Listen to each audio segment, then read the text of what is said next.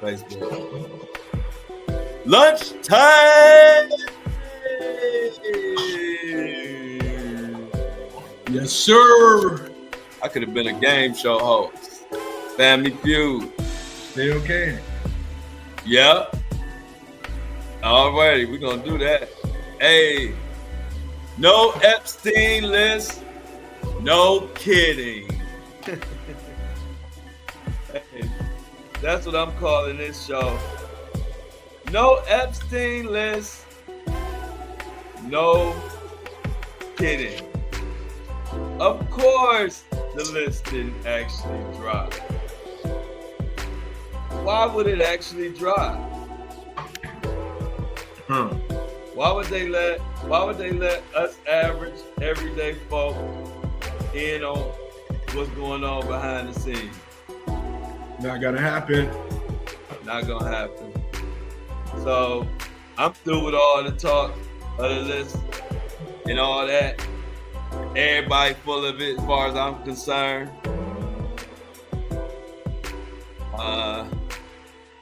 Hey, chat. Take a rolling. What's up, chat?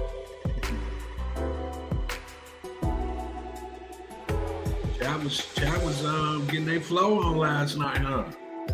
Yeah. I see it was a blast last night. They ain't want to get off. Yeah, they ain't want to get off. Ow! Come on, music. Now you doing too much. I'm gonna stop playing you. Hey. So make a couple adjustments.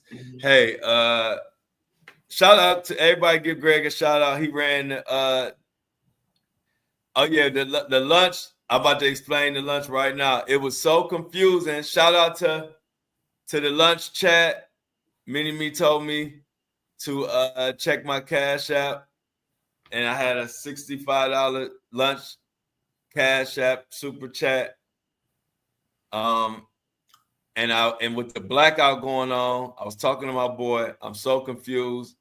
So what I decided to do, because they said you got to use cash, what I'm going to have to do is try to go get cash later and get something. So I made me a sandwich, but I'm going to go get something when I can go use the cash. Because I think it was Amy or Jennifer was like, you ain't even supposed to use debit or credit. And where I'm at, it's pretty much all debit or credit. You have to do special stuff to do cash. So I figured it out. I greatly appreciate it. So after this show, I can go on my mission. But I made me a little sandwich to hold me over. I didn't want to mess the blackout up because there's so many different rules. Once they said no gas and no credit and debit, I was like, well, sheesh, what I'm going to do? But it's all good. Thanks, Mini-Me. Yeah, but thanks for y'all for giving me the information because I didn't know about the credit or debit or the gas, so I would have effed that all up. They would have got me right there because I didn't know. So you've been doing the blackout, Greg, today? Yeah, man. I ain't spend no money today. Yes. Like Greg said, he ain't spend no money today, and Greg, he gonna use some gas. I mean, I've been out moving around, but I already had gas. I mean, you know. Already had enough gas? Yeah. I feel my tank was filled up a long time ago. And then food-wise, you know, there's so much food in the house. I had even pizza from last night from one of my favorite spots. So we didn't eat a lot of that. So I had pizza for lunch, man. Just good old margarita pizza, man. Know if you up on the margarita pizzas, man, but that's my favorite. So that's what I was eating for lunch today. Okay. Yeah. So that sounds good. Which was crazy, our friend Cash grand opening for his restaurant, Seafood Social, is today. Ooh. Yep, it's the grand opening of his restaurant. He's been working on this forever. And I'm excited. But I told him, I said, you gotta let everybody know you big with the DEI, which he already is. I told you he one of us, and Cash is the type to give you a chance in life. He a good dude, man, and I've been knowing him for a long time. And so I told him, make sure you promote it since you opened in the day that you support DEI. He was like, oh yeah, for sure. I said, I know you do, but make sure you put it out there. So we all, because we don't want to kill good businesses like him. On this day, I was like, man, but you know how it is, Greg. He had that grand opening day for for a while. Right. 28 right. today. Where you at in Miami? Miami. Yep, but the restaurant is opening in Atlanta. Oh, okay. Atlanta, Georgia. Mm-hmm. So look out for Seafood Social if you're in the Georgia area. My boy Cash owns it. Food is delicious as always. He been in the restaurant game for a while now. So shout out and congratulations. Cash. But what's been up, Greg? Man, bro, I just end of the week. We got a semifinal hoop game tonight that I'm gonna be a part of. It's the Clash of the Titans tonight. So it should be a full barn burner, to go down state, man. So that's pretty much what I'm gonna be doing this evening, man. Other than that, relaxing as always. It's been a long week, man. Long week. Hey, y'all held the show down, Greg. Hey, y'all, shout out to Greg behind the scenes. He restored volume. And somehow he was so good, he restored volume to the whole studio except me. I don't know what happened. I couldn't hear nothing. I don't know if y'all can hear me, but I couldn't hear nothing. And I was like, is it my volume? It was literally, I couldn't say nothing and I couldn't hear nothing. I had to go to my phone. I think if once we had got everything squared away, I could have brought you up to the stage and you would have heard, you'd have been able to talk and hear. But it sounded like you have figured it out on the phone. So I was like, I don't need to bring them up.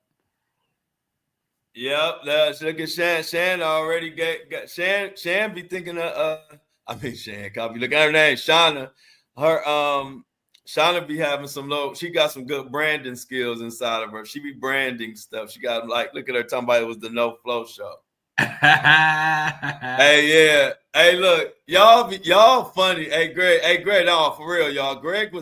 It was a lot of stuff Greg was doing. Y'all don't even know he was doing. Right. I was seeing Flo Daddy pop up and I was like, huh? Oh, good job, Greg. Greg was working. So I'm just letting y'all know.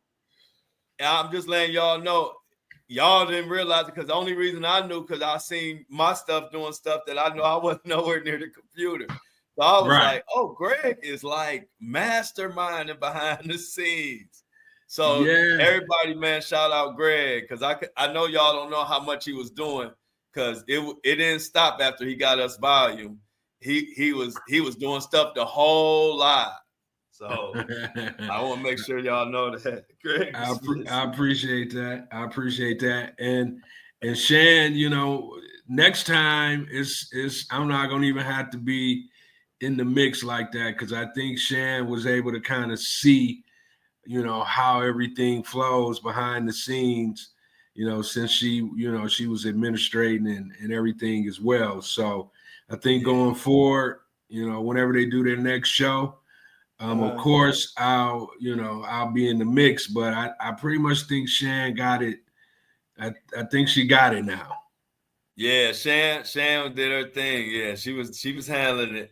And like I said, Greg, I said the funniest thing. I told him this on the earlier show. I told him, remember, I said I expected them to be talking about the blackout for a long time. And they talked about the blackout for like 2 minutes, maybe. It was like the first 2 minutes. And then it was a whole nother way. I said, I was cracking up. I said, but that's how you know when you don't filter it and you let it flow. That's why you let it flow. You can't never say, to me, you can't never say exactly what a good panel how it's gonna go. Because in my head, it went another way, and it actually turned out to be a whole different way, and I loved it. You know, it was cool. But just me knowing the girls, not to cut you off, but just me knowing the girls and knowing them, I don't know. I just thought it was gonna be like hella DEI and blackout talk, and it was like, no, if you missed the first 2 minutes, then you missed it. Right. Yeah, they covered. I mean, I was in and out, but every time I came back in, it was a different subject going on. Yeah. It was like when the teacher leave the class, right, and make the class promise they're gonna keep on and stay on task. Remember the teacher used to say that, and then as soon as the teacher leaves, slowly by slowly, it go from everybody sitting and quiet to by the time the teacher back, people standing up, jumping, dribbling basketball. You know, sit down. Look, the teacher just come in. Sit down, first of all. Look, before I can even yell at y'all, I need y'all to just sit down. Yeah, did y'all forget where y'all was at all of a sudden? You know? Yeah, it was fun, man. It was fun. Then when Shan was like, all right, y'all. And see, this is Shan is just like all of them. So this ain't even Shan hung on too. Like when Shan was like, after it was an hour, she was like, okay, yo, we're gonna conclude the panel.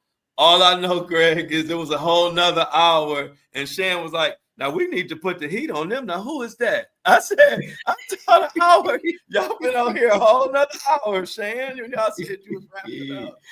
Yeah, was like, now who is that? Because we need to put the heat on them. I said, I thought that don't sound like wrap-up talk. Right. So it was like they was enjoying it. Like it was funny. Yeah, bro. By the time they got to the minute 30 mark, they start hearing kids in the background. Husbands probably like, hey, wait a minute now. You know what's going on? What's going on? This panel too fun. Right. It's about to cut into some time that ain't supposed to be cut into. You know what I'm saying? Yeah. And Shan did your move, Greg. Another thing about you learn when you do these shows, it's always a little bit better if you can to eat prior to. Because look, Shan said she was hungry because these shows could run over because you're just enjoying it. And then next thing you know, you starving. And while everybody talking about all the stories and the facts, you all right. But then somehow people start talking about food, and then that's when it hit you. Yeah. And my grandma used to make the best macaroni and cheese, and you sitting over there starving. You've been starving for about 45 minutes. Yeah, I know it because even with you, because you know me, man, I go to the gym. I'll be back at home. I'll be trying to do some intermittent fasting. So you ain't supposed to eat until after 11. And man, a couple of times I done got on here and you was like, I just had filet mignon with a side of boy, my stomach be jumping out my mouth. I was like, enough is enough. Yeah. If y'all ever notice, I always tell y'all what I ate. I'll never tell y'all what I'm about to eat because I can't take it. I make sure I have a full meal before I jump on this show at lunchtime. Because I know how I told you I did it one time during my podcast. Y'all don't even know this. When I first started doing an hour-long podcast, because if you know, I started out just doing quick segments. So when I started doing an hour-long podcast, I would wake up in the morning and not have nothing. But when I was doing like 20, 30 minutes, that ain't nothing. So then I hopped up one morning. I was kind of hungry, but I was like, let me knock out the podcast first. Man, by about 45 minutes in, I almost wanted to cut the whole pod. I couldn't take it. I was like, I know I got about 15 minutes left, but my stomach is saying, you better get your behind up and go eat at least a banana or something. And so ever since that day, I was like, oh, yeah, when you about to talk for an hour or two, make sure you put something on that stomach, because your mind will start every word starts sounding like food. I'm like I was doing 2 packs. I'm like 2 pack. I take 2 packs of anything right now, like a 2 pack of donuts, a 2 pack of something. But yeah, let's get on. So y'all, no Epstein, no kidding. But I got to get your take on this, Greg, because I want to know, because you the type of person, you like people to stick to their word. You don't like when people don't stick to their word or do what they say. What you think about them having this lady come hyping up after they've been talking about the Epstein list all year? The president been talking about everything. And then they hyped this lady up a couple days ago talking about the list is literally coming tomorrow. And then no. And then they don't produce the list and they try to put out some information that we done had for 3 years.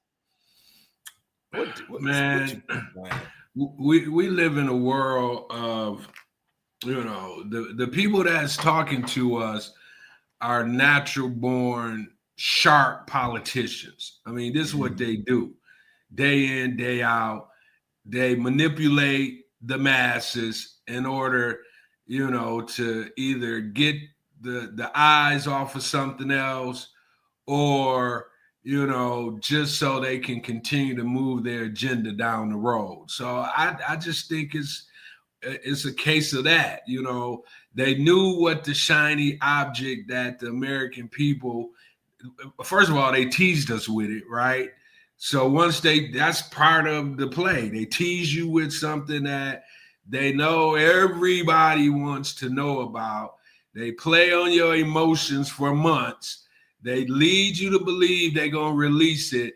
And then at the end, they come with the blackout of the document, not the actual information they claimed they was going to put out. Some old information, like you say, that's been out already. And then what happens is the story kind of, drowns, and whatever it was they was trying to get from doing that, they've gotten it and moved on. That's what I think.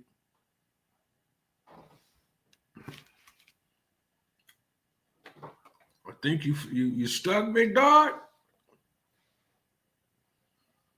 I think you got stuck. We're gonna have to give Flo some new Wi-Fi.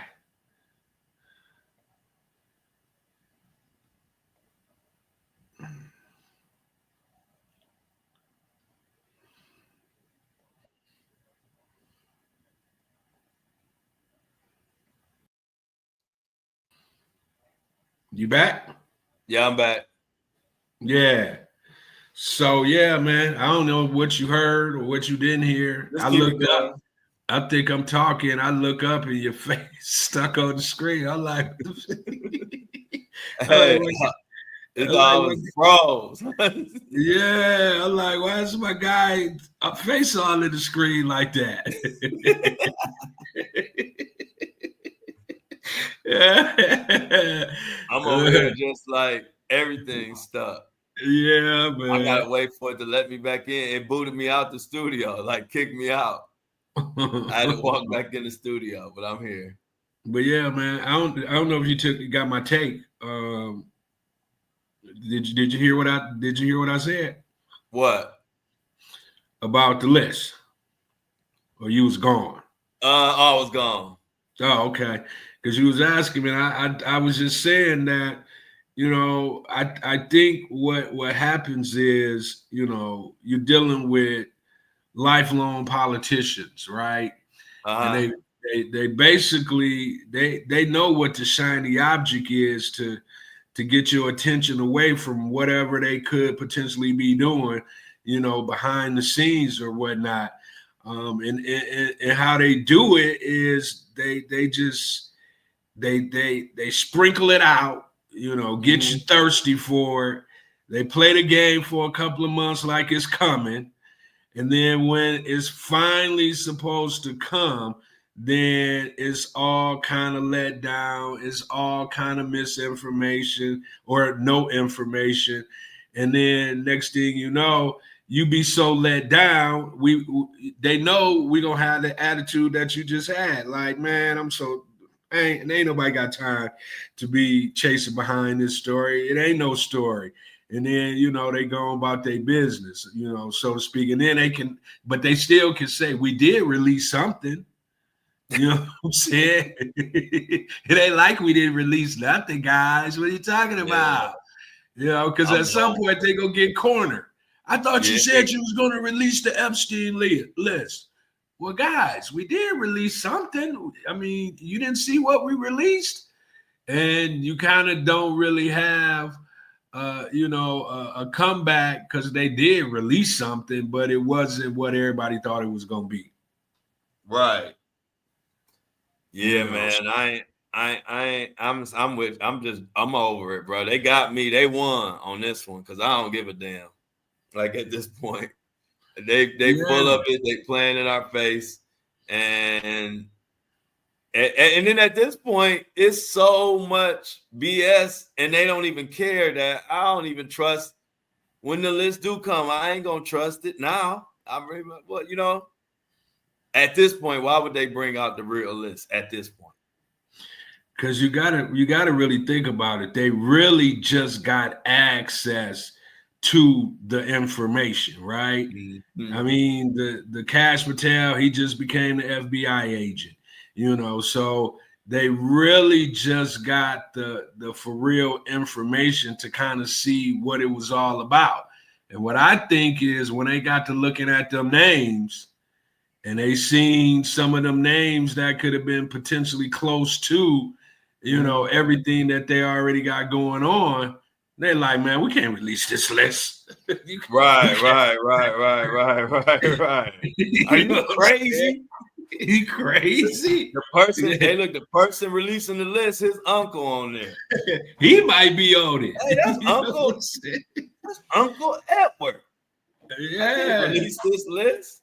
That's me. You know what I'm saying? That's me on this list. We definitely can't. I forgot I was on the island in 1999. You know what I'm saying? Because you got to think at this point, anybody, if you on there one time, people going to be like, I don't care. If you on there, you know what I mean? So who knows how many people even on there that may have just went because they was with somebody and didn't even know, you know what I mean? Kind of really what it was. I mean, most of the people knew what it was, but I'm just talking about those rare people who just on there one time. You went and say, "Oh man, I'm good. I ain't never coming here," but you already on the flight log. Too late. Right. Off with your head. Yeah. So what they did release though, it was materials released contain previously published pilot logs from the prosecution of Miss Maxwell, Epstein's right-hand gal. The record included redactions performed by prosecutors on the case to protect the identities of potential victims. Also published is Epstein's so-called Black Book that has previously been made public. And one document never before seen is what the Justice Department is calling Epstein's List, a 3-page catalog of material apparently obtained through searches of Epstein's properties in New York and the U.S. Virgin Islands. Bro, they know that ain't the evidence. They know that ain't the list we talk about. Exactly. That's what I'm saying. I'm sitting here, Greg. I'm sitting here saying they claim they got satellites that can spot an ant's behind from the moon. They got all this technology. They making robots that can do everything humans could do. They got AI that can build you a whole business in a second. But when it comes to these Epstein files, they talking in so many riddles and code and making it like it's a Rubik's Cube. It ain't this complicated. Who was over there doing the files?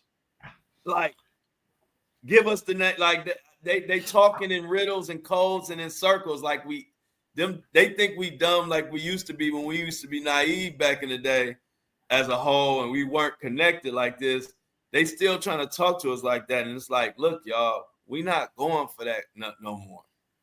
Why is you making it so complicated? You know what we want. If you wanted to give it to us, you would. You don't want to, and we know why. Now just drop it. But that's why they play the game. Yeah, that's why they play the game that they play, because they know, that people are definitely more educated about everything with technology. But in the back of their minds, they still be thinking, this is how we've always played the game. Let's continue to play the game this way. Let's bait them. Let's, lead them on.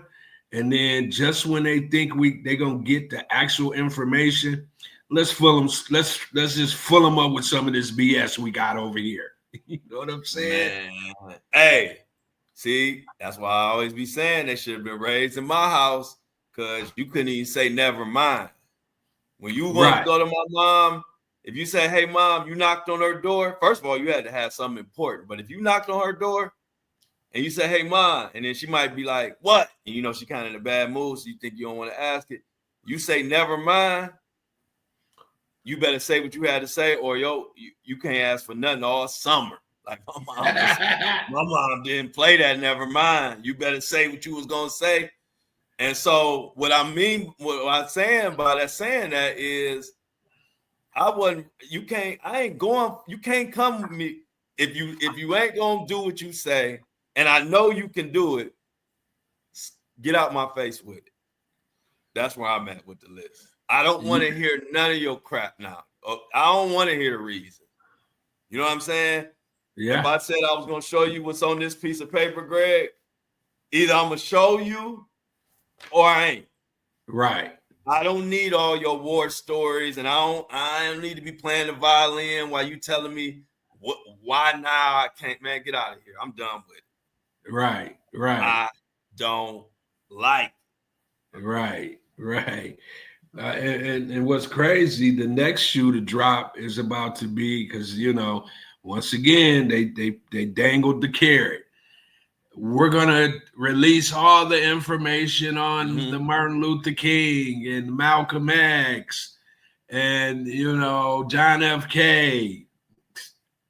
We about to get the same kind of response to that, because the pressure of, I thought you was going to release, I thought that's coming, like it was with Epstein, and then they gonna feed us a bunch of BS on that. The information is too confidential. We thought we could release it, but it's too sensitive.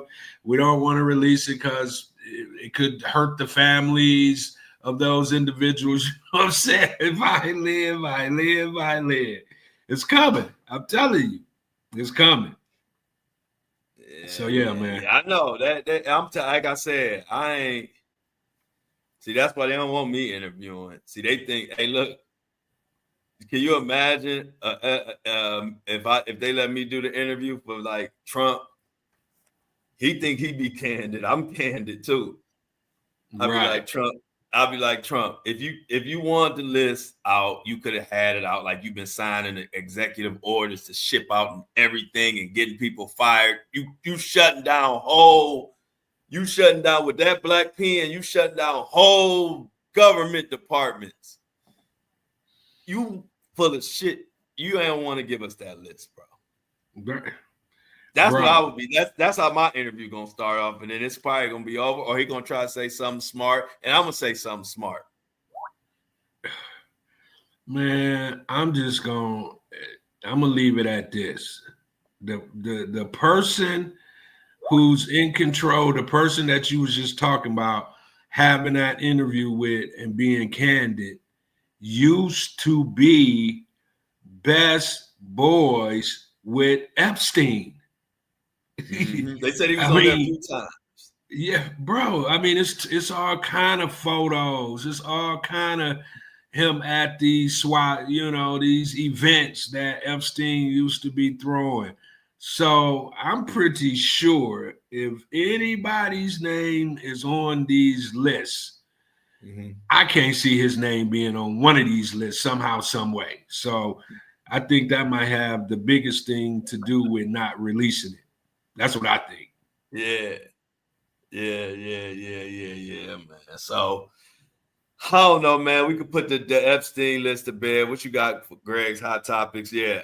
So as far as from where I'm my stance on it, unless it drop, I don't want to hear about it. And I'm talking to the president and everybody, the Cash Patel and all those.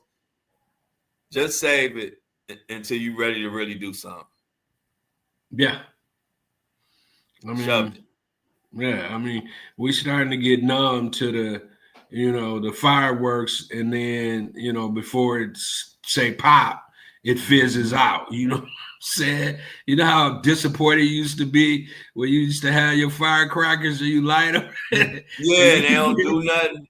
They don't do that, bro. It's the same analogy. Yeah. It's the long, same. hey, look, the firework got a long wick and all that, so you waiting. Yeah. Then it go up in the thing, and it's everybody just sitting there. Where you get these fireworks from, man? Yeah, man. You know how disappointed you used to be with the fireworks when that wasn't working. You already, especially as a kid. Well, you liable to just stomp the ground from up under you because the fireworks didn't work. You know what I'm saying? Well, we got Greg hot topics. Man, speaking of something over there, man. What up? Speaking of the president, bro, I didn't even know this. Did you know this? That the president is expected to sign an executive order. Speaking of executive orders, designating English as the official language of the United States. White House says Trump to sign today. Did you, bro? I didn't know that the official language. What up? No, go ahead. So you said, yeah, I thought, go ahead. I ain't gonna cut you off because I thought the official language. Go ahead. That's what I was getting ready to say. Like, when was the official language not English in the United States, bro? Oh no, that's a new one to me. Yeah, I mean, we like no language, right? And nowadays, because we was more of an open, maybe that's what it was, because we such a open to everybody kind of country. We just didn't like deem English as the official language because we're a country of many languages. You know what I'm saying? And yeah. I'm assuming that's exactly what it was, because just like he said, the Gulf of Mexico is the Gulf of America now, he probably looked and was like, English ain't the official, like how we are. English ain't the official language of the United States. Man, get that black book and that pen out for me. Matter of fact, get that pen back from that guy I gave it to as a souvenir. Yeah, yeah, man. So I was like, man, let me bring this to the table, man. Because is it just me? I already thought that was what it was. So yeah, man, he pretty much, that's a good point too from the chat. He pretty much saying every other language needs to go back to where it derived from, because here we only talking English. You know what I'm saying? Yeah. So yeah, bro, that one kind of threw me for a loop when I saw it. I was like, man, let me bring this to the forefront, because I know I ain't the only one who already thought this. I would say, when is the price of eggs going down? You just answer that for me, and then let me know when you get that answer. I don't really. Okay, cool. You're making it official language. What you gonna do about these eggs, bro? What you gonna do about this gas? Yeah, man. And you know what's crazy, bro? Like you said, you don't even really be driving that much anymore. Mm-hmm. Bro, I don't. And this is the thing. I've always, man, I ain't never ever really paid attention to no gas prices, bro. Like, Until now, I know, huh? I said until now, huh? Until now, bro. I never even pay attention to no, I don't know why, maybe I should have, but I never paid attention to gas. I just pull up, get gas, and go about my business. Yeah. You know what I'm saying? But Yeah. now I be like looking up, like, wait a minute. That's 30, 40 cents more than it was last week. You know what I'm saying? I'm even to the point now where I'd be like, hey, man, you know how you go in the store and you can, just sign up for gas discounts? Man, I'm gas discount king now. You get the points and all that. Yes, bro. How many points you got, Greg?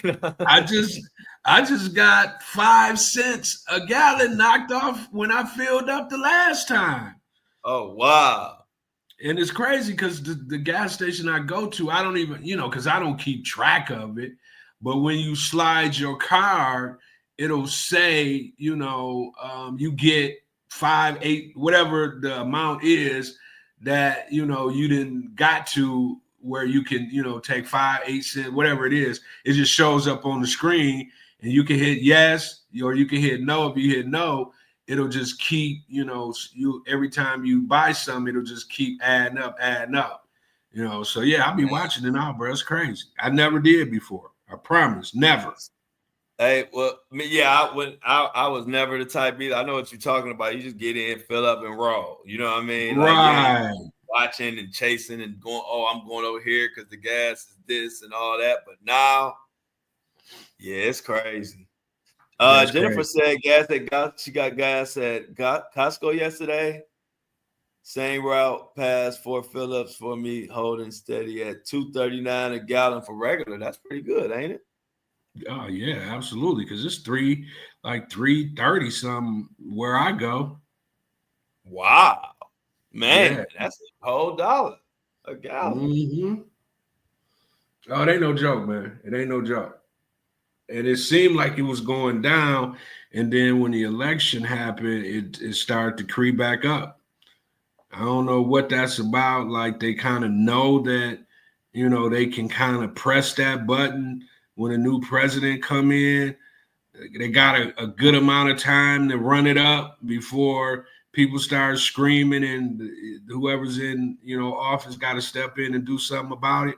Seems like is what be going on to me. They just run it up for as long as they can run it up until the masses start screaming all over the place. And then the government had to step in and, smack somebody's hand. Then you'll start to kind of see it going back down. It's crazy. Jennifer stunting on y'all with her gas now. She's like, I'm also in Houston, lots of oil refineries here. Yeah, that's true. That's true. And Jennifer got it good. Yeah, because you seeing 20 gas refineries all around you, and you still paying the national average. That's a problem. The gas is instead of stepping in puddles of water in Houston, you stepping in puddles of oil. You know what I'm saying? You're right. Hella oil, huh? Yeah, bro. They got refineries everywhere in Houston, man.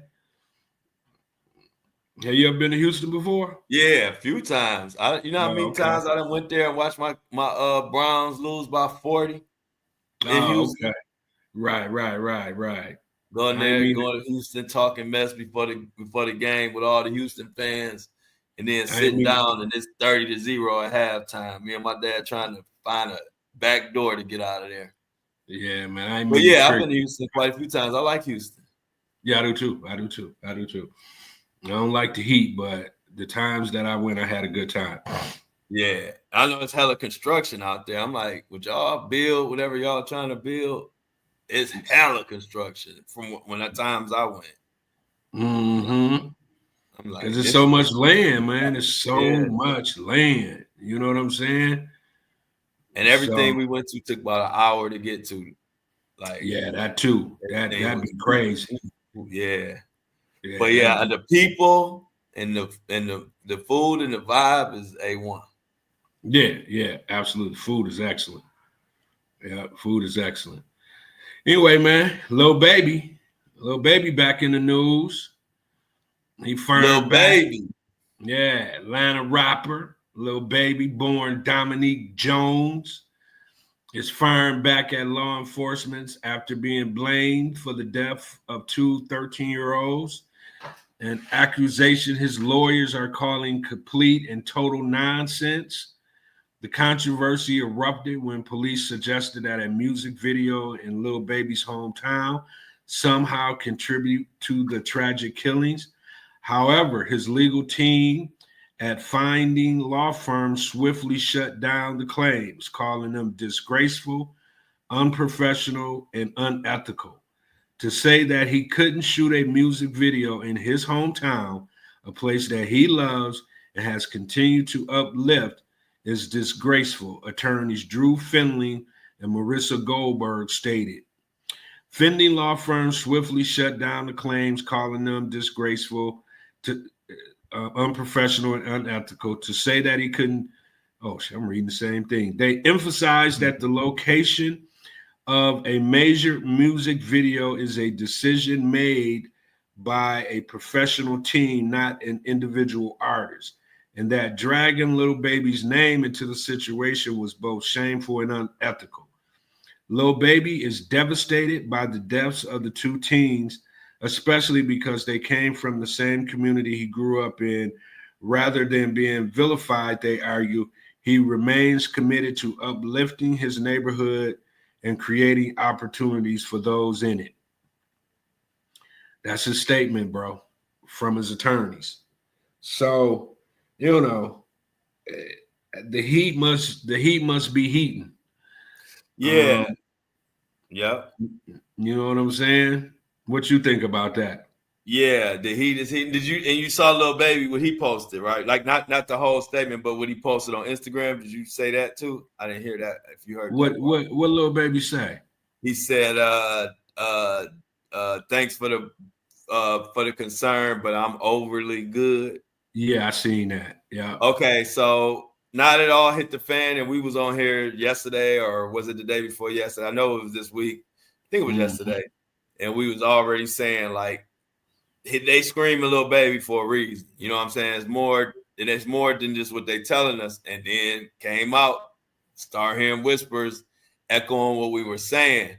So I'm gonna tell you two things that I've been hearing. Of course, I already told you Lil Baby from his mouth trying to say like it's no big deal and he good, but hey, Lil Baby ain't the prosecution or the DA or none of that. So what he say really don't matter, but he sound confident. But all of the like bloggers and podcasters and YouTubers that I follow who like specialize in that rapper beef Rico content, all of them are saying pretty much, and one of the sources coming.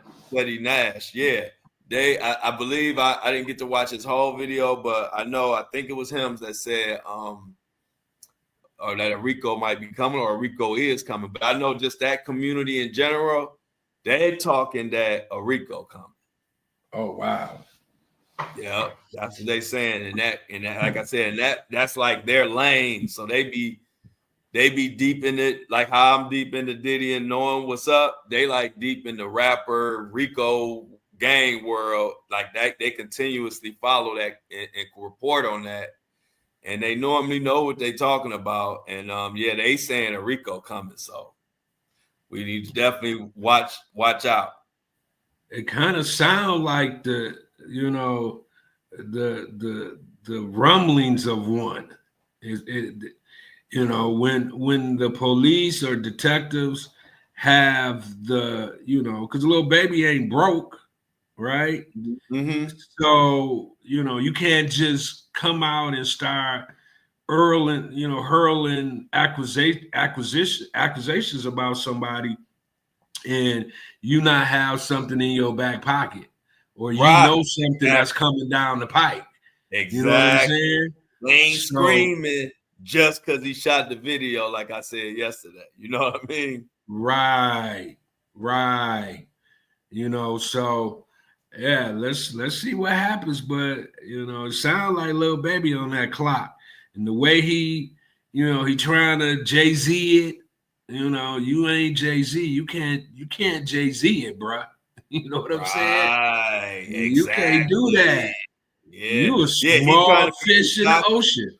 Yeah, he trying to be too cocky. I don't like that demeanor. Like you Uh-uh. said, he literally seemed like he trying to pull a J by being extra cocky on it, and it's like you are different. Jay got a whole type of money, different type of money, different type of colleagues, different type of longevity, all type of stuff. And like I agree with you on that. Like I think somebody in the chat said he should have been more humble and more like just take accountability for because the fact that he won't even say, because say if it was all innocent, I don't see no problem with saying, man, that was a goof, for lack of better words, that was a goof up on my part.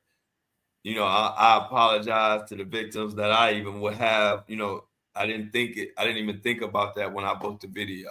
Something like that, something genuine. But you to just be talking about I'm overly good when kids died, 13-year-old kids died, and you did have a video shoot there, rather, no matter how much you think or don't think you had to do with it, the fact remains children died. So that's a horrible stance to take, and it don't look good on you. He should have been paying for funerals. Mm-hmm. He should have been, denouncing what had happened, when it happened. We can't forget this happened a year ago, almost. You know what I'm saying? It ain't like it was recent. This is something that happened a while back in June, July. Right. So and now that's the other thing. If it was just up, open and shut, why would the prosecution and the detectives be doing full-fledged, interviews? Why would they be doing that? You know what I'm saying? Some coming down the pipe. And then you got to remember, Atlanta is Rico County. Exactly. I'm about to say all of that. Not what they do down there is Rico. You know what I'm saying? So, and then, man, guess like what? I said, he don't know what the Lil Baby, while he talking about he overly good, you don't know what them people that got picked up done said. How you know you overly good? You don't know. That's why he ain't overly good. Exactly. You don't know what they saying. As a matter of fact, based off of how things are starting to unfold, he kind of do know what they said. You know what I'm saying? He kind of got a feeling what they in there saying. You know what I'm saying? Yeah, that's what it is right there. Like, what? I thought I had this behind me. No, you got 6, 7 individuals they could break down in the box and get the information that they need to come after you. You best believe they've done that, because they wouldn't, like I said, they wouldn't be out here doing press conferences just to be doing them. They can't do that. Nah.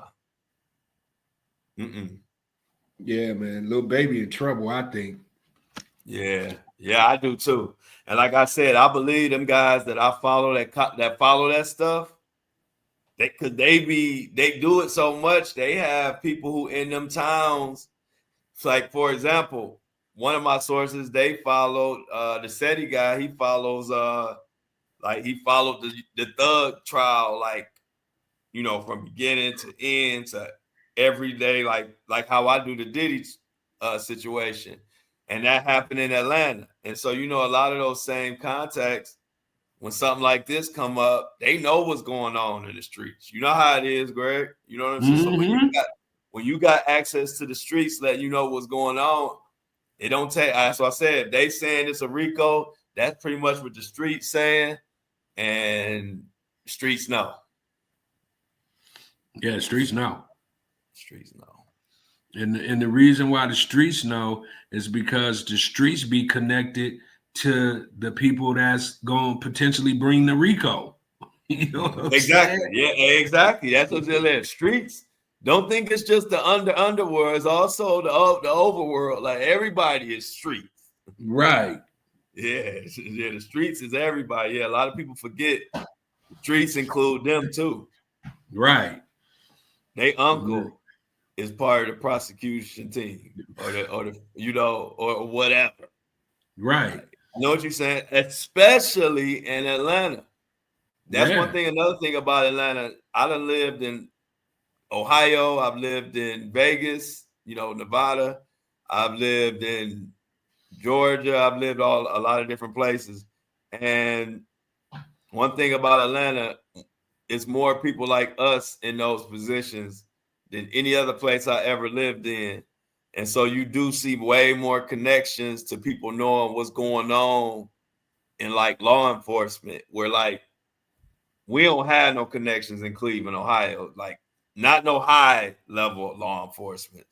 You know what I mean? We got low level, but like in Atlanta, it's a lot of us who up at the top that's connected to, you know what I mean? So that's another reason why, like you said, streets, they know often, especially in Atlanta. Our I community. mean, you just seen Fannie Willis. She the top DA. And she just got reelected. And she's Rico Queen. Mm-hmm. And when she was trying to take Young Thug and them down, that's why I'm saying Little Baby was kind of in that mix.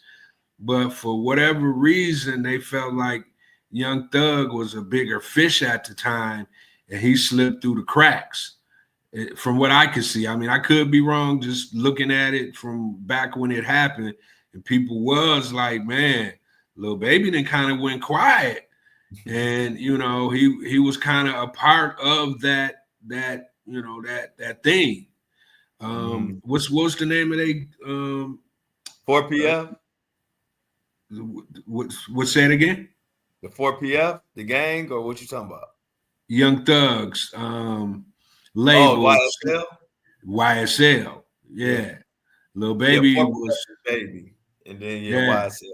Okay. Yeah, he was allegedly a part of YSL. So yeah, man. I mean, bro, I don't know what's up with these hip hop guys, but you would kind of think they would kind of look at the ones that came before them and understand that, the quicker you could get up out them streets, the quicker you better get it done. Because if you still got 1 foot in, 1 foot out,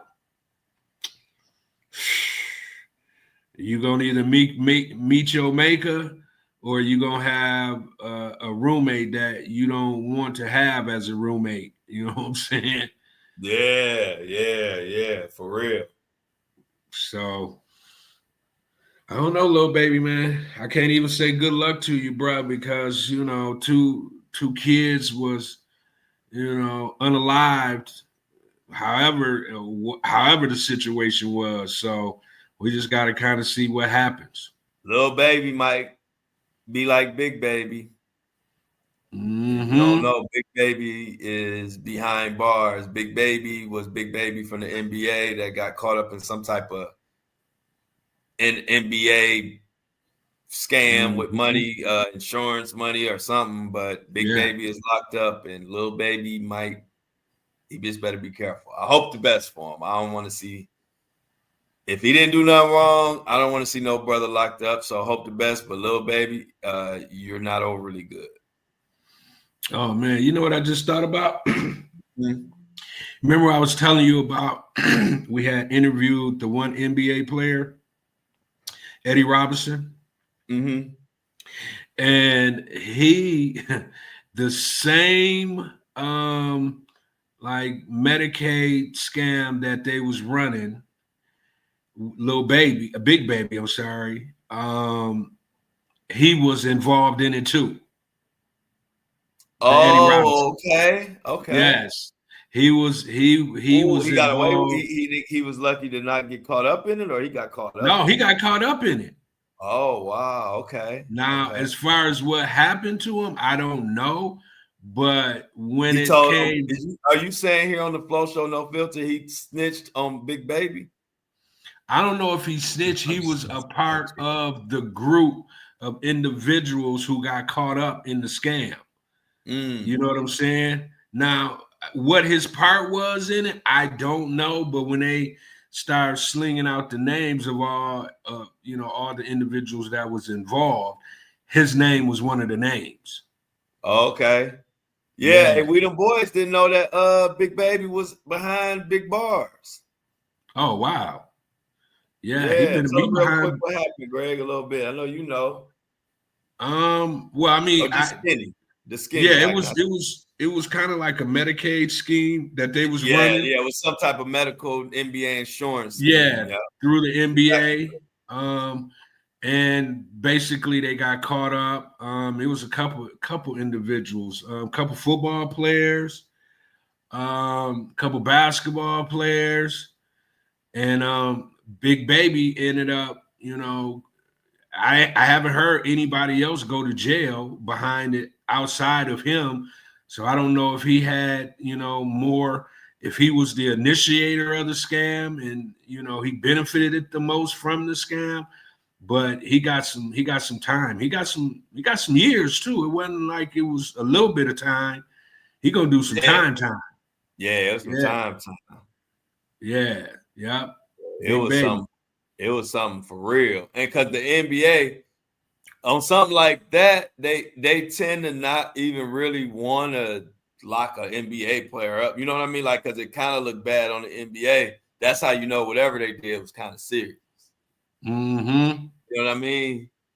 Like NBA, if they can help it on something like that, they really like to kind of just give you the most, but slap you on the wrist because they don't even want the NBA players, because it's a bad look almost to even look like the NBA locking you up. But that's how I know it was something serious. And you know what's crazy? It was almost like he was crashing out. I don't Yeah. know if he like knew what was getting ready to happen, but he started doing like crazy stuff, man. Like Big Baby just came from out of nowhere. He was all on private jets, eating Kentucky Fried Chicken, fighting folks. Big Baby was acting a fool out here in these streets for a minute, and then next thing you know, he was talking about he got a case, and next thing you know, he was found guilty. The next thing you know, he was in a jumpsuit on one of them prison pictures. You Yeah. know what I'm saying? Yeah. And then next thing So you know, it's nothing more. yeah, it was he in there, hopefully being Big Baby because that ain't the place for the weak. Mm-mm. So yeah, what we Yeah, man. got? What we got, Greg? What's up next? Hey man, It's bro, lunchtime. Mhm. it's gonna get crazy, bro. I don't know what's about to happen. These next 4 years is about to be very interesting. So, speaking of, let's go back to Trump. He secured the extradition of 29 top cartel leaders from Mexico to the U.S. for prosecution, right? In a Mhm. significant display of security cooperation, Mexico has extradited 29 high profile cartel figures to the United States, including notorious drug lord Rafael Quintero, the Mhm. masterminds behind the 1985 murder of a U.S. DEA agent, Enrique Camarena. The Mhm. moves comes as the Trump administration intensifies its crackdown on drug trafficking organizations. The mass extradition coincides with high-level talks in Washington where Mexican officials are seeking to prevent the Trump administration from imposing steep 25% tariffs on all Mexican imports, a measure set to take effect on Tuesday on drug trafficking organization. The mass extradition coincides with high-level talks. And the Mexican officials are seeking to prevent the Trump administration from imposing the steep 25% tariffs on all Mexican imports, a measure set to take effect on Tuesday. So, yeah, bro. According to the Mexican government, the individuals were transferred from various prisons across Mexico before being flown from an airport north of Mexico City to 8 different U.S. cities on Thursday.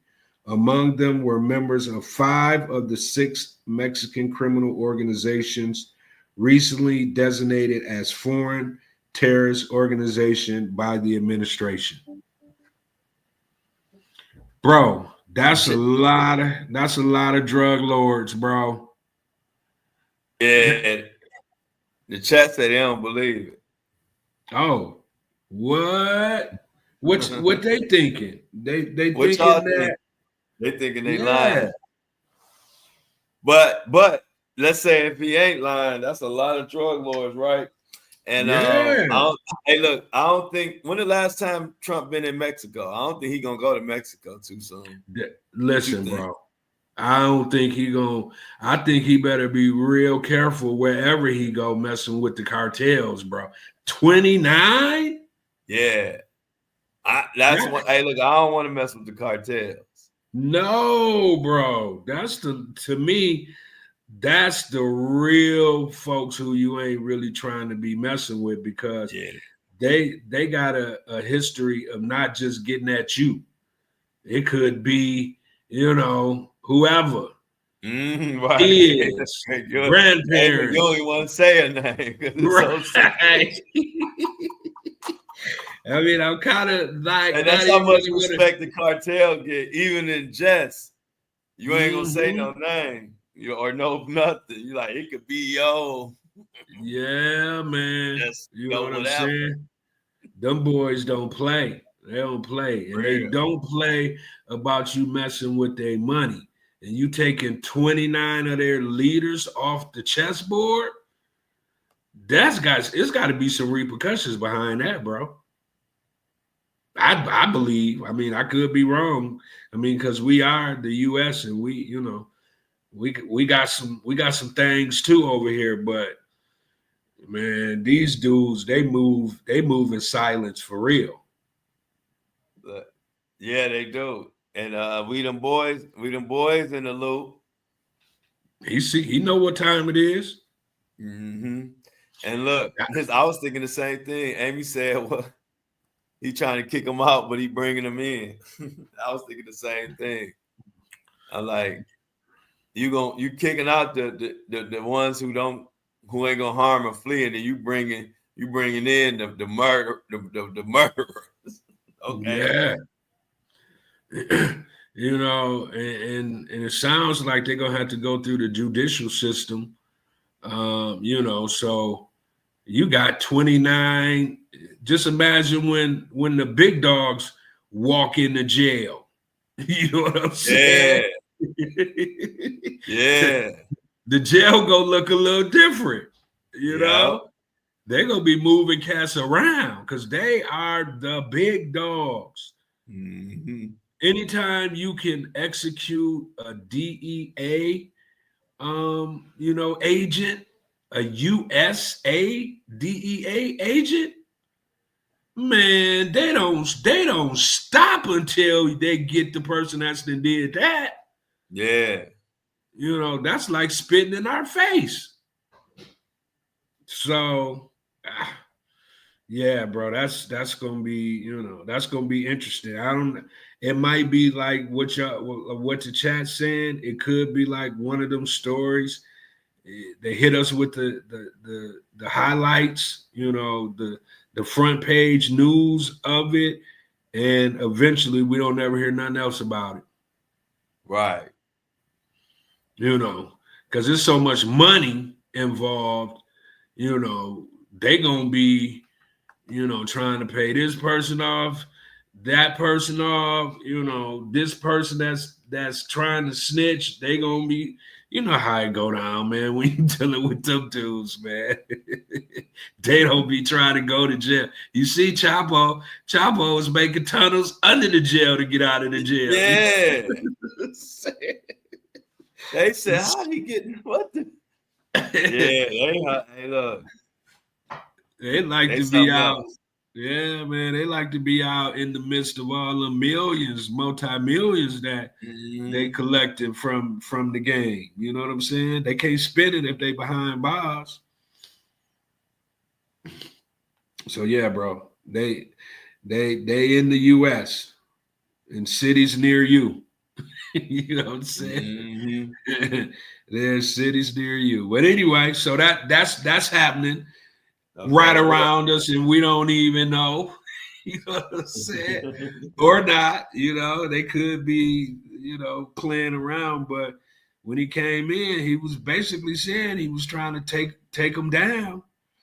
He's trying to take them down. So, like you say, we never really know what's really going on, but that's what they report. You know what I'm saying? Yeah. So, bro, they got Kevin Lyles, man. Yeah, they got Kevin Lyles. Who is that you got on the screen? That's Cash. He's doing his grand opening, his commercial for his grand opening day. But go ahead. I was just giving them some shine. Right. Kevin Lyles. Yeah, they got Kevin Lyles, Kevin Diddy. Yeah, sued for alleged rape and battery. Def Jam. You said grape and battery? Grape and battery, yeah. My bad. Yeah, hey. He man, it's starting to be a lot of smoke. And then I heard, bro. I didn't know he managed Trey Songz all this time. Yeah, Trey Songz. I know about Trey Songz, like Young Thug. So you remember when he testified? Yeah, I remember when he testified. He down for he with the but when Kevin Lyles said that's not the Diddy he know, I was kind of, for him to come out and say that, and I know he know better. I'm like, oh, okay, you big time involved. Yes. And he was. I'm about to cut you off because I don't know if you knew this or saw the earlier show, but he left his chairman position at Warner Brothers, or he got pushed out. It was weird, but it was like right after the Diddy arrest in September, and it was an article about it. So it was like Diddy was arrested, and then all of a sudden Kevin Lyles removed from Warner Brothers. Like I remember that. So pay attention to Kevin Lyles. Yeah, I mean, he was named in a suit. The hip hop music industry legend Kevin Lyles is facing a new assault lawsuit. A woman claims he gaped her while he was an exec at Def Jam in 2002. The suit claims Lyles would constantly press his body against the woman's breast and grab her buttocks at work. The woman claims he ultimately actually assaulted and gaped her in 2002, according to legal documents obtained by TMZ Hip Hop. Lyles is being sued by a woman not identified publicly who says she began working for the iconic music imprint in 1999 and claims she was quickly subject to repeated instances of sexual harassment from Lyles from 2000 to 2002. Man, bro, the part that I don't be really understanding about these guys, man, is that, first of all, they pretty much got, their pickings, right? Right. They high power rich men, you know, who I don't understand for the life of me why they end up in these situations, bro. Like, how do you end up in these situations? And people, I get it sometimes, you know, people might be trying to, you know, take advantage of certain moments or whatnot. Mm-hmm. But at the same time, if you are in these high power positions and you know you handling your business and you're doing the correct things where people don't even they know not to even play in your face like that, then they wouldn't be playing in your face like that. You know what I'm saying?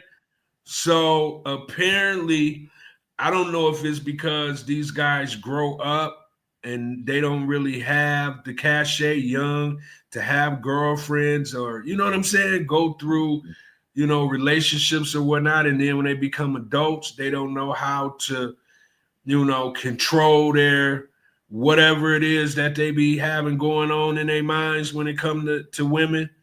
But I never really understood, like, how do they fall victim of, you know, getting themselves into these kind of situations, man? Because, you know, these women ain't lying on everybody. You know what I'm saying? They're just not. You know, I'm not saying all of them are telling the truth, but you know, I'm thinking the mass majority of them are, because these cats be some cornballs, man. To kind of I was sum it just up, the same thing. That's what they are. And a yeah. lot of them, I would say like 80% of them at least, and that's being conservative. Like it might be 90%. And that's why. And that's what I learned once I was signed and around them all and this and that. Man, because I was always regular, cool, laid back, do my thing. So I always was, you know, all the real people gravitated to me, and I gravitated to the real people. And it was like you never realize how 90% of people of them is corny. And so you would think they got the pick of the litter or this or that, but actually not really. You know what I'm saying?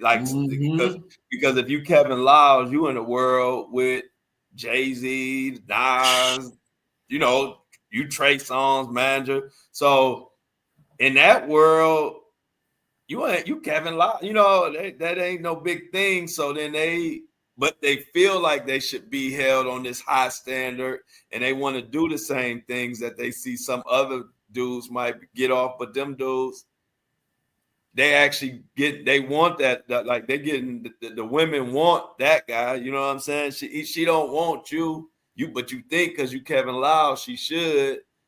So you be pressing and being ultra aggressive because that's the nature of when you think you that person. They really ain't that. They ain't him. You know what I'm saying? And they don't be. And it's a lot of that. I seen it with my own eyes. Seen it with my own eyes. It be them guys, them execs that think they should be. They think women should be falling at their feet, but the ones that they think should be don't be, and so they try to use their position to try to make them. You know what I mean? So it's just cornballs, like you said. That's really the best way to explain it, and that's really what it is, bro. For real. Yeah. I never been able to understand it, bro. Like anytime I hear that and these guys be involved, I'd be like, come on, man. Like, really?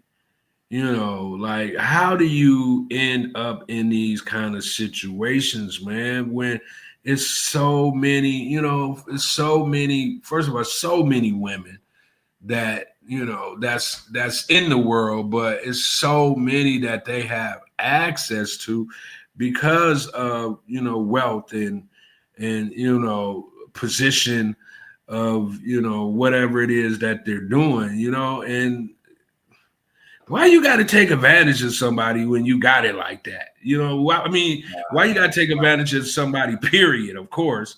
But, you know what I'm saying? When you really, really, really, really up and got it like that, and you still, like what you said, pressing, women who don't want to be pressed. It's sickening, bro. I see it all the time. Yeah, it's sickening, bro. They tell guys like me about it. Right. You know what I'm saying? I was always that guy in the industry. That's why I know.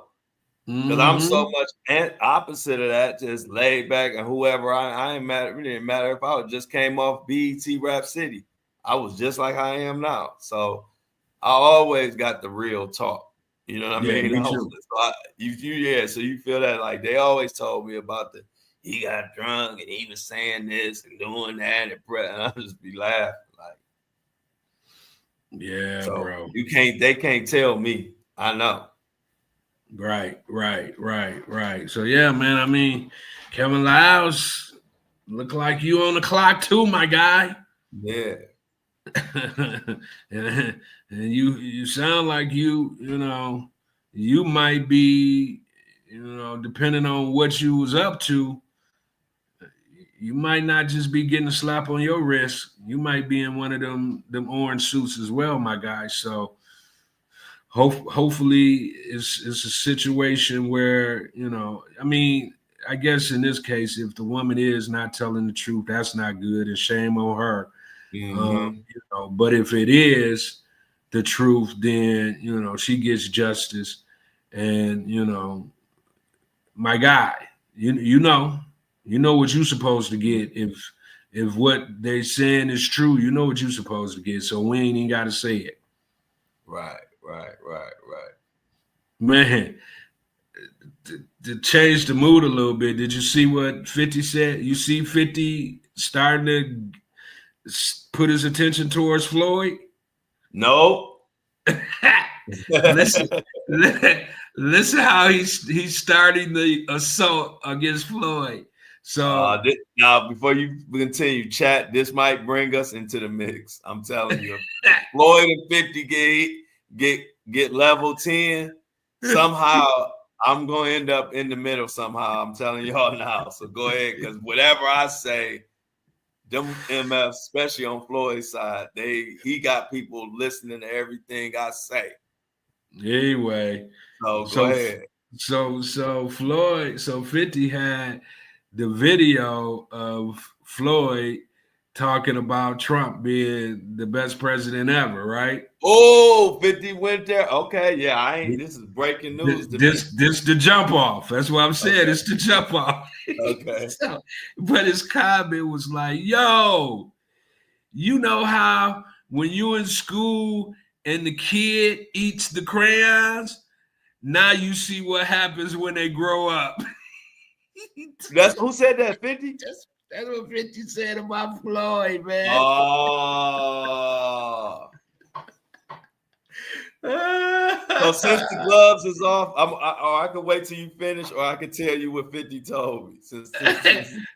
Listen, I mean, that was it. He didn't say nothing else. Okay. Then he had the laughing emojis and all of that, man. I was like, wow, because the kids, you know who the kids was that was eating the crayons back in they wasn't the kids that you didn't want your child to be that kid. That's just exactly. If your child wasn't eating the crayons, you were a proud parent. So anyway, I don't know if y'all told me about if y'all remember, but I told y'all about that story when I told you 50 always treated me well. And I told y'all about that story when I saw 50 in I think it was Austin, Texas, and he was doing this big signing of some. I think this when he had this what it was. Remember 50 came out with his Beats by Dre's? Oh, remember? Yeah. So this when those came out. So 50 had a signing out there, and I was out there for something else. So I went over there to see 50. It was like hundreds and hundreds and hundreds and hundreds of people standing in line, waiting for him to sign it or whatever. So I had walked up, and as soon as he seen me, he was like, Flo, they brought me back there. The whole line was looking at me like, who is this random guy that get to just go back there and chill with 50 and talk? So we talking. So after he signed all them, he was like, well, where you staying at? I was telling him the hotel. So I went out through the back with 50 and his security, and we had a little talk. Now, at this time, this is like right when 50, I wasn't like me and Floyd was beefing, and 50 and Floyd was beefing. So when 50 saw me, no, it was mainly 50 and Floyd beefing. 50 didn't know me and Floyd was beefing. And so when 50 saw me, he didn't know if I was up there maybe mad at or in between the beef. You know what I'm saying? Because we hadn't talked since this is right when him and Floyd started beefing. And so I remember I told y'all the story, and I said that 50 told me that about somebody who was a private plane with no wheels. Remember I told you that? He was talking about Floyd. I just didn't want to say nothing because I'm like, I don't want to get them back. I don't want somebody to run with it. Next thing you say, I'm putting out and starting stuff. But now they going there. And so Floyd 50 had called out. Basically, he was using Floyd to teach me a lesson about making sure your foundation is solid, making sure that you can land, because you can be a private jet looking pretty and you can have all the state of the art. Your seats could be made out of gold. But if you don't have wheels, eventually it will destroy it. You'll destroy it. And that's what 50, and that's how 50 talk. Like 50, he give game, and that's what we talk on a whole nother level when me and 50, when he giving me game and we talking.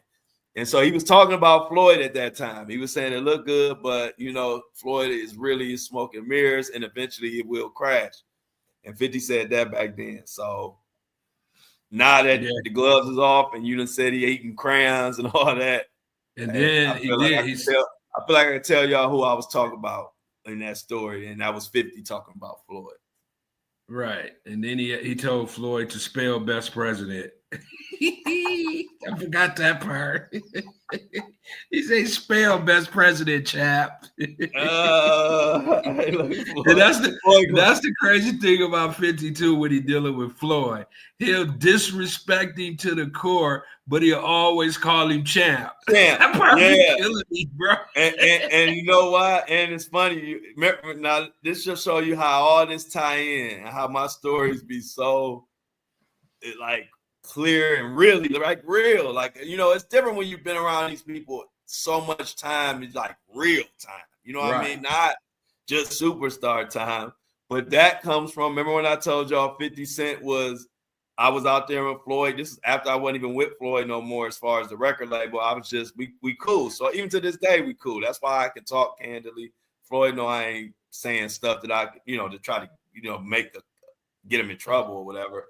But remember I said 50 was out there with Floyd and they was like brothers, and we used to go to the gym and Floyd be working out for 6 hours straight, and him and 50 was together all that time. Well, everybody in the camp called Floyd champ. Right. And so everybody called him champ. That's what you call him when you in the training camp, especially when you in the boxing world. You call your fighter, especially a fighter like Floyd, you call him champ. You don't even call them their name. So so ever since that era, 50 been calling him champ ever since then, even when they started beefing. Because at that time, we all called him champ. So it's like that's something little that the average person wouldn't even know why 50 called him champ. But that's when they was really tight. 50 was with the camp every day, and we all call him champ. I call him Floyd just because that's what I called him from the beginning. But in the camp, and if you know him, everybody call him champ. Where champ at? Champ mad. Champ need a cheese toast. Who gonna make champ's cheese toast? Champ said, who left the Benz keys? It's always champ. So. Right. Yeah, I find that funny because he will say the craziest thing ever about Floyd and end it with champ. I'll be like, hey, man, right. Well, that's follow code, man. Yeah, that's funny, isn't it? Yeah, but that's where it come from.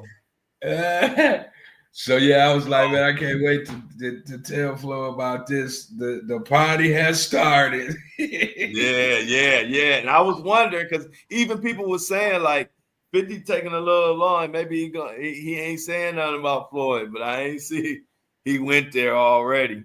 Now I want to see if Floyd gonna come back. And he the one who started the whole rumor about Floyd not being able to read. Mm-hmm. How crazy. On the Breakfast Club. So did. Well, yeah, so that's that, man. We'll keep an eye on that. What you think about your boy Justin Bieber smoking blunts on live? I You ain't see see that? that. No. Oh, you ain't see that, bro. Hey, look, Man, I feel so. all the hell we putting that boy through. Hell yeah. I ain't mad at him. I ain't mad at him either, bro, but it's I hope he's Justin Bieber, man. I You know, know, it I know, just I don't know. even I'm look just right. saying. And you You know know what it's I'm gonna be saying? news. No, you know Yeah, it's headline news because so many yeah. people in the world can't look at things, they can't separate the celebrity from like the From the human real being. person, Like, right? man, I hope he hitting it off live too. No, he definitely hitting it off alive the way he was smoking it on live. It didn't look like it was his first time, Greg. No, it didn't look like it. No, Justin Bieber smoking blunts regularly. I He looked like promise you that. he looked like a white Snoop Dogg. Yes, he didn't have no small blood. He had a Snoop Dogg blood too, bruh. Go ahead, JB. Shoot. You deserve one to hit one. For He real. just he looked so sad though, bro. And then he was like laughing, man. Like, he had music playing in the background, but he was like giggling and shit, man. He just looked like he know that the story about what he went through is gonna hit the airwaves at some point, and people, Yeah. you know what I'm saying? And from That's that what I'm point saying, forward, y'all. people, This trial. yeah, bro. Yeah, that's how he looked too, man. Like he know it's coming, and he'll never Because be the same. the thing about it is we can say, the media, what we can control, can't control. They suppress the media. And to a certain extent, the legal system could be a little iffy, but for the most part, man, once you go in trial, hey, look, it's no telling what might come out. You know what I That's my mean? point. Like it Right. ain't no holds barred. And so with somebody like Diddy, Yeah.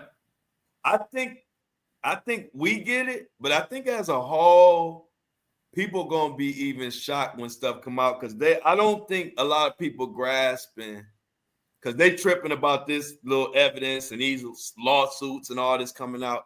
I don't think people understand that you don't know what names might come up during this trial and what information. We talking about even down to satanic stuff. They in his iCloud, bruh. Bro, why you think everybody's They shaking in in their his boots? iCloud. Right. Why you think everybody's shaking in their boots? Why you think everybody's so I'm quiet? I'm so glad my mom and daddy didn't make little Diddy kids out of me and my siblings. We ain't, we regular. And I'm Right. so glad because look, I was running. I'm gonna be honest with y'all. If I was wild like that, I'm talking about Diddy wild. Like, and Greg, just keeping it real. We all know guys that do a little bit more, or people that do a little more. You know what I mean? Yeah. And man, I was young. I didn't have no problem with the ladies. I got along with them. They liked me. And I was running around with Floyd Mayweather, 50 Cent. In the middle of all of that, ice on me, able to do whatever. Who knows what I would have did in them days? Because I could have. I could have went wherever. It was parties that I don't know what they was about, but it was certain, if I never liked weird stuff. I never liked being around people that I didn't really know.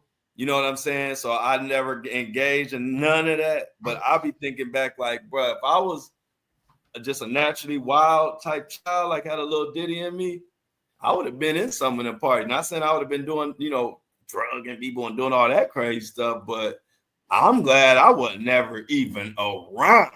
You know what I'm saying? Like, I ain't even see nothing with my eyes that was crazy. You know what I mean? I never took no invite to nothing wild, and that's a blessing. I could have. That's all I'm gonna say. I was right there. But just the type of person I am, I ain't doing but so much. You know what I mean? I'm not about to be in no weird environment because I never cared.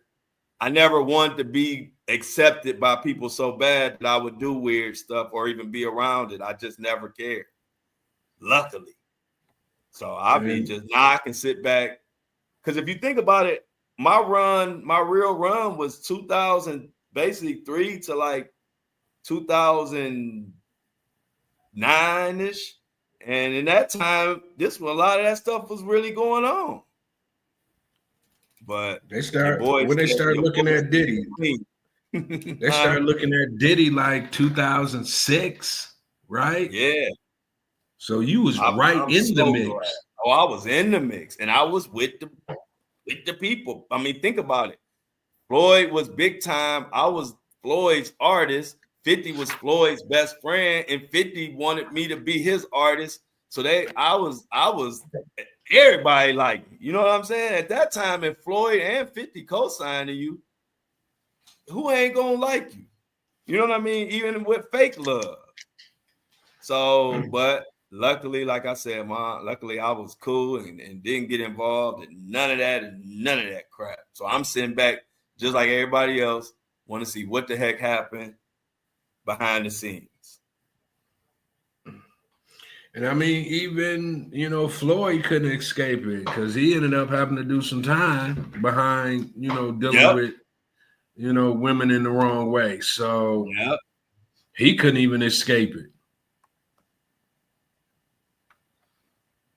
So, yeah, man, it's just crazy, man. Once again, there's so many other things you could be doing and you end up, doing those things because you have some power and you finally get access to, beautiful women and you just don't know what to do with yourself because you ain't used to it.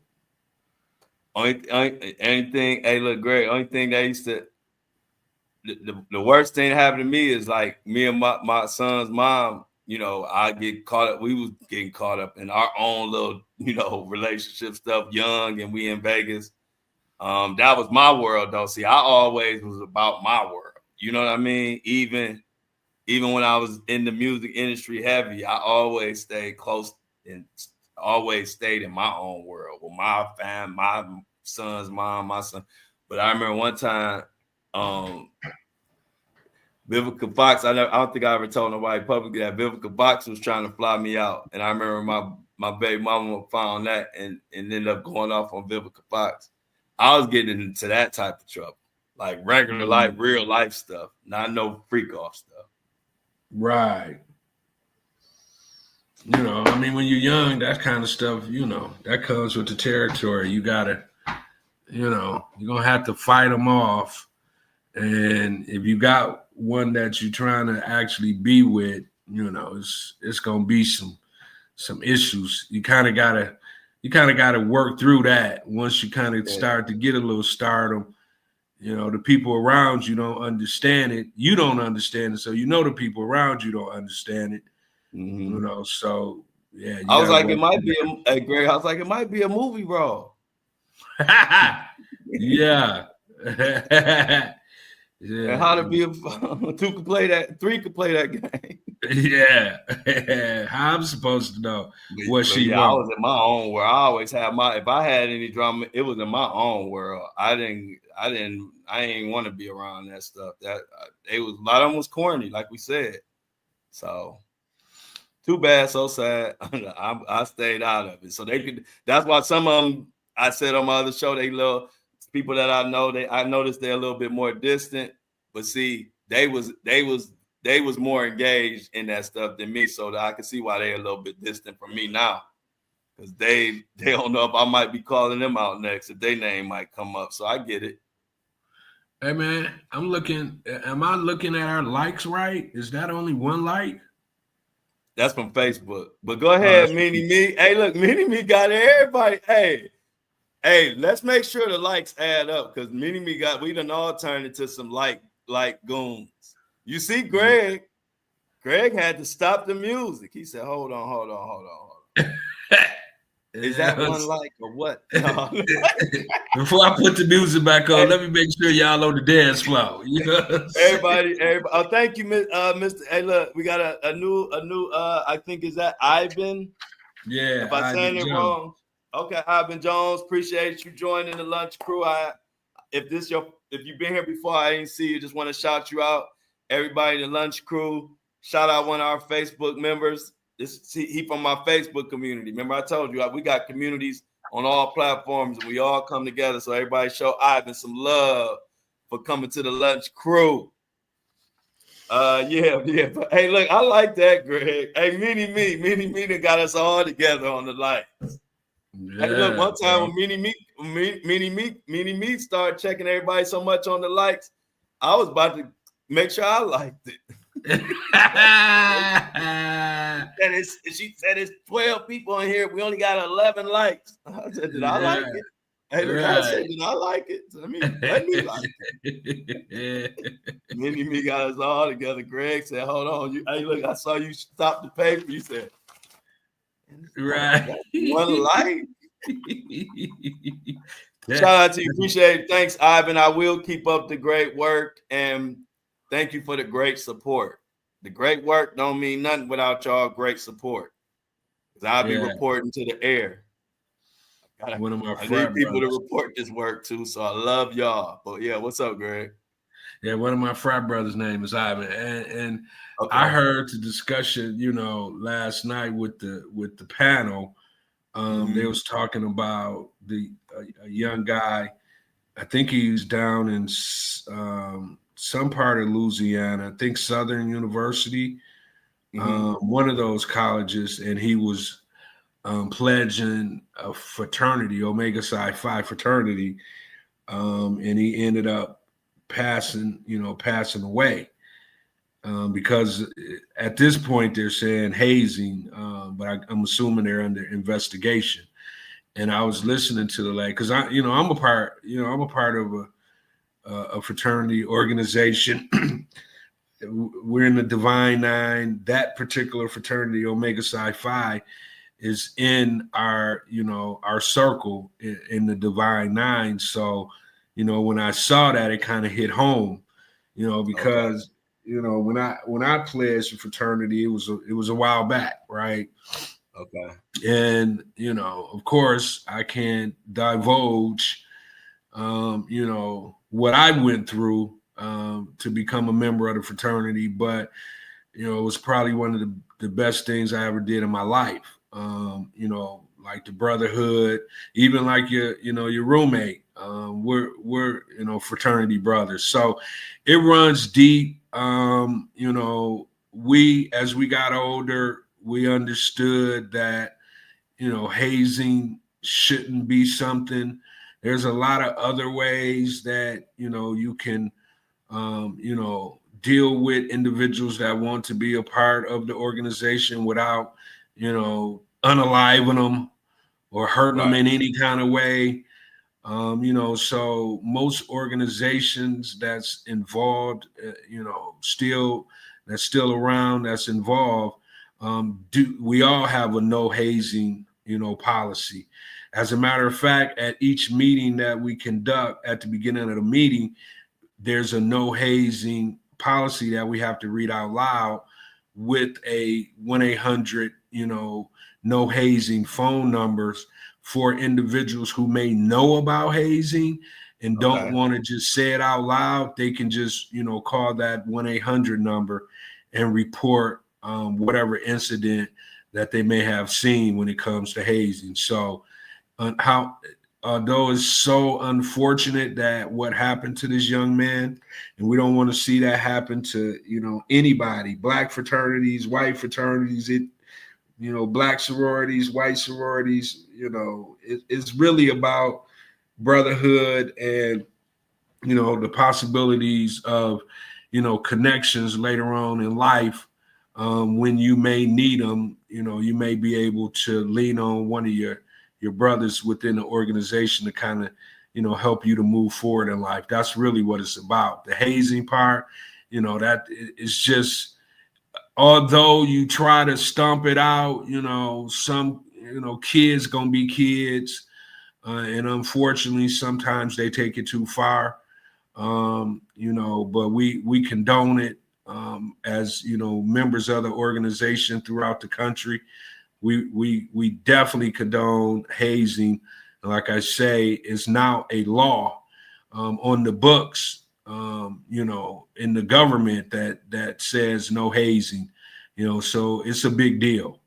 I just wanted to kind of address that a little bit because I know the ladies was talking about it last night.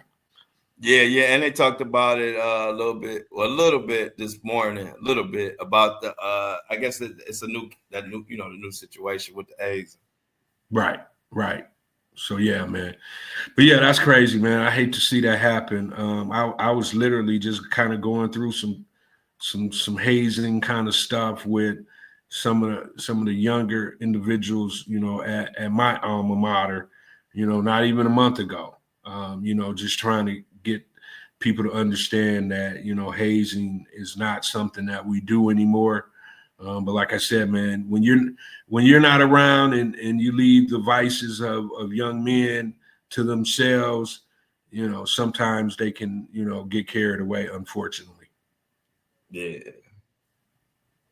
But anyway, man, let's you see R.I.P. Valletta Wallace, Biggie's mom. You seen the headlines with her? What? So it's an update? Yeah. What happened?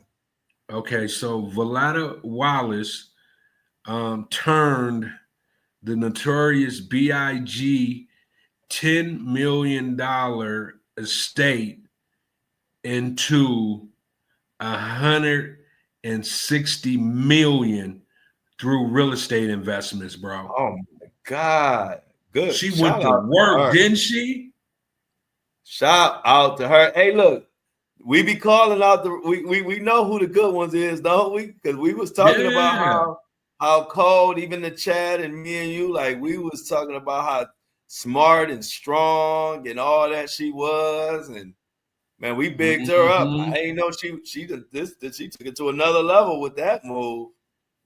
160 M's, bro. That's so amazing. She went to work. You know what I'm saying? She went to work, man. 150 million, bro. She brought to the table before it was time for her, to go meet her maker, man. That's just amazing, man. Yeah, she quadrupled the generational wealth, man. Yeah, let's give her a clap, man. She deserved that. You know what I'm saying? So now the babies, Biggie, I know, man, I know he had to be smiling down on her every step of the way because, every transaction, you got to go, sit down and sign on the dotted line. And she definitely was going in, signing on the dotted line quite often and apparently making some good investments too, man. Yeah, that's what's up. Yeah, man. That made that just warms your heart up, don't it? Don't it? Yeah. I didn't see that coming. Yeah, man. I was like, man, this is what I'm talking about right here, man. Because, at the end of the day, you as a grown up, you want to leave something behind, so your kids can. I mean, it's in the Bible. You're supposed to try to leave your kids a fortune, right? Mm-hmm. You know what I'm saying? Like Biggie left his mom's them, a portfolio of 10 million. That wasn't even in real estate. That was just in music. And she was like, you know what? Okay. Yeah. Because people was trying to be in the pocket, Everybody was probably trying to tell her to spend it on this. Puffy probably was trying to get her she probably had to go to war with him to even get to 10 million. You know what I'm saying? Yep. And she did. From what I Yeah, I heard, and it was articles about it. right, She was right. too happy in her money. Yeah, man. So once she got it, she probably just, vanished and went to work, man. And now all Biggie's kids, they kids, they're gonna be good, for the rest of their lives, man. So if she built a $160 million portfolio, you already know she deemed everybody, she chopped it up the way it was supposed to be chopped up, before she went to go meet her maker. You know what I'm saying? If she was smart enough to, to invest and make 160 million, she was smart enough to, have the business of, if she passed, what is supposed to happen with this Oh money yeah, that yeah, you know what I'm saying? yeah, for sure, So bro. when people, because you don't hear nobody talking about they fighting and the kids fighting over this or fighting over that. She probably lined everybody up. Like, you get this, you get this, you get this. That way ain't nobody fighting when I'm, because I'm not gonna be here. Your daddy not here. It's gonna have to be y'all to continue on with the family name. So I'm gonna just set it up where ain't nobody bickering and fighting, which happens a lot, man. Because even like when my mom passed, I was so happy that, well, I wasn't happy that I didn't have brothers and sisters, but I was happy that in that moment that it was just me. You know what I'm Right. saying? And I didn't Yeah. have to fight with brothers and sisters, Yeah. even That's though true. my mom, she would have had it all worked out too, because she had it all worked out for me. But just in case, if that, I was just kind of like, man, I'm kind of, in one breath, I wish I did have brothers and sisters, but in another breath, I was just glad that I didn't have to, go through any of that. You know what I'm saying? So, man, the moral to that story is, have your house in order, because you never know when it's gonna be your time. You know what I'm saying? Right. Yeah, for sure. For sure. For sure. But anyway, yeah, man, I thought that was pretty big, man. I wanted to definitely, talk about that because we're in the real estate game as well. Yeah. And Yeah. we know, when I seen that, I was like, I can see how, 10 million can get you to 160. I can Yeah. see it. You know Yeah. what I'm For saying? real. Yeah. So I'm glad she took advantage of the real estate game like she did, man. That was good stuff to read. But did you see this crazy fool to switch gears, man? You see what Kanye doing Cool. now? No, Kanye, what you did now? bro, why is this, man? What is wrong with this dude, man? Why is he looking for a jeweler? He all on Instagram looking for a jeweler Oh, to make him a swastika chain, bro. I don't understand, man. this is what our folk, the old folks where I came from, they used to call this being stuck on stupid. Oh my goodness, bro. And that's what they would call it. They would say that boy's stuck on stupid. And what that mean is you can't get out your own way. You want to be a, a contrarian just to say it lightly. And it's like, bruh, it's kind of getting annoying, man. Make some music or something, yay. Make some tennis shoes, man. I miss the Yeezy, yay. When the Yeezys was hot and everybody was grabbing Yeezys, I miss that Kanye, to be honest. I mean, do you really think he could go back? I mean, he done did so much damage, man.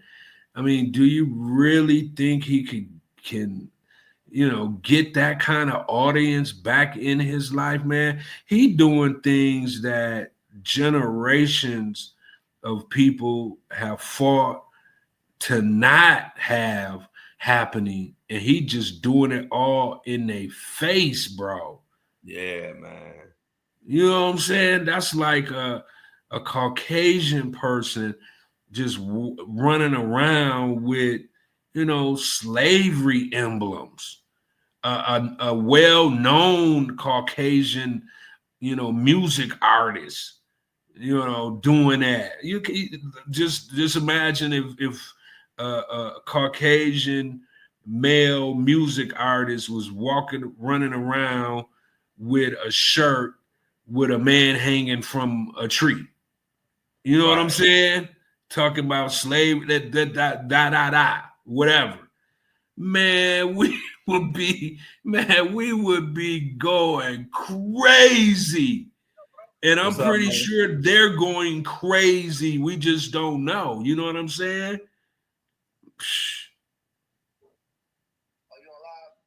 Yeah, what up, Cash?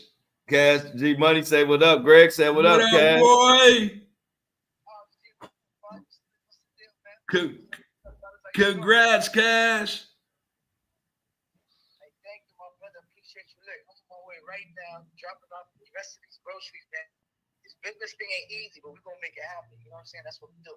He on his way, dropping off his groceries, y'all, to the restaurant. That's what's up, man. Hey, look, this ain't no house, but it's about $4,500 for the groceries for the restaurant just for a couple of days. They shouting you out. Everybody saying, "Hey, Cash, congrats, Cash. Hey, Cash." I'm throwing them up on the big screen.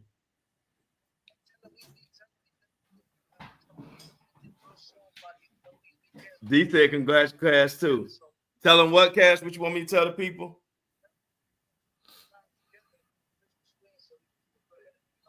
Okay, yeah. So he said when he want to do the official interview while he at the restaurant, whenever he can get it, and I'll go live, and he gonna give us a tour of the restaurant, and everybody eat for free for a year. No, I'm just playing.